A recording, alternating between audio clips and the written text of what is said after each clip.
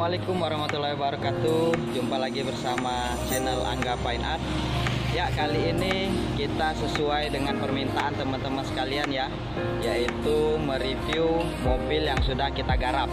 Nah, ini di belakang kita udah jadi salah satu mobil yang sudah kita garap, Toyota Kijang Capsule tahun 2001.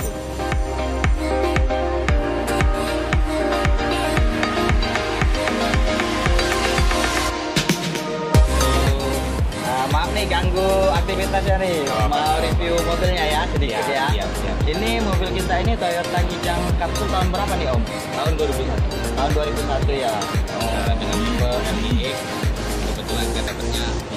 Oh, ini LGX diesel nih. Ini depannya nih pakai merek apa Om? Acelera.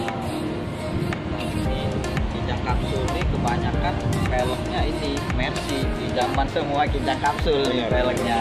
Perubahan pada sektor bodi ini apalagi Om? Ini kayaknya spionnya nih bukan spion asli ya? Benar.